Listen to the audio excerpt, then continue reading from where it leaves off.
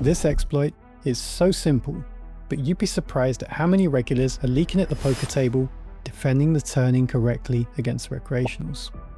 In this video, I'm not only going to show you the data that shows how fish are misplaying in this line, but also the adjustments you should be making to correctly exploit their leaks.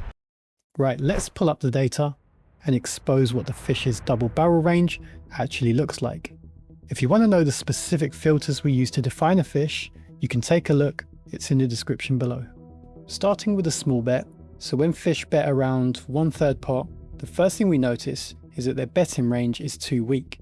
It contains too many ace high or worse, and not enough hands like top pair plus. Remember, this is compared to the balanced range you would normally find when looking at a solver. So why is this? If you think about it, recreational players typically don't have a predetermined game plan like most regulars do. They're usually freestyling, and that in itself leads to all kinds of leaks. Back to the data, the next thing we notice is that the fish are over folding facing a check raise. This leads us to our first exploit. Anytime we face a small turn barrel from a fish, we should be bluff raising with our non-showdown value draws. For example, we call a flop cbet on Jack 10-5 two-tone, turns an offsuit 3, the fish bets again. So if they pick a small bet size, around 1/3 of the pot, we should be raising all the time if we have a hand like a flush draw or an open ender. So hands that a solver would normally mix raise or call with. Remember, we don't want to be mixing or using an RNG against recreational players. We know they're unbalanced, so it's up to us to find the correct exploit and make the adjustment. Okay, so what about if they barrel with a larger size, say around 2/3 of the pot? Now the betting range is actually too strong and contains too many hands like top pair plus. And the fish are no longer overfolding against a check raise like they were when they were betting small. So knowing this, we should bluff raise less, and we should also overfold, right? Well, not always. To answer this, we also need to look ahead to the river. So how are fish playing in both the triple barrel bet bet bet and the check back bet bet check lines? Starting with the bet bet bet line, we can see that the frequency is a bit lower than it should be, but the range is roughly balanced. Next, we can look at the fish's river check back range. What we see here is that this range is too strong, meaning fish simply aren't value betting thinly enough. The checkback range is too dense in top pair plus and doesn't contain enough unpaired give-ups. Going back to theory for a second, our bluff catchers on the turn are indifferent in GTO because they sometimes get to win against river give-ups from the imposition player.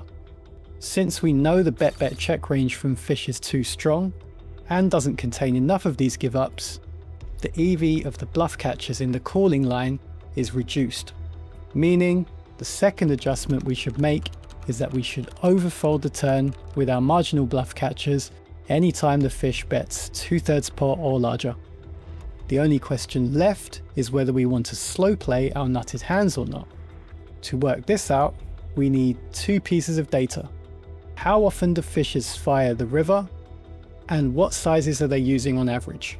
We already noted that the fish's triple barrel frequency is a little bit lower than it should be, and if we look at the bet sizes that fish tend to use on the river, we can see they use the small sizes far too often compared to GTO.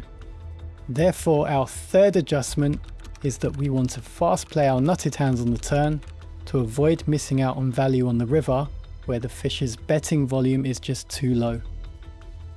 We can also take a look at this from a GTO lens. Remember, GTO is a defensive strategy which tries to minimize the EV of the opposing player. In GTO land, nutted hands sometimes mix slow playing on the turn to prevent the IP player from betting too large or too thinly on the river. Since we know that neither of these things are happening, there's no incentive for us to slow play against fish. Right, let's summarize our main takeaways now that we know the leaks. 1. When fish c-bet the turn for around 1/3 pot, we should bluff raise and overcall with our marginal bluff catchers. 2. When fish c-bet the turn for around 2/3 of the pot or larger, we want to be overfolding and bluff raising less. And 3, don't slow play nutted hands against any size. So the most important thing is to pay attention to the bet size. Just doing these 3 things will optimize the EV of different parts of your range against the natural tendencies of recreational players. Hopefully you took something away from this. If you did, we would really appreciate it if you could give us a like. Also, comment below on any other spots you'd like us to cover. As always, thanks for watching and keep crushing.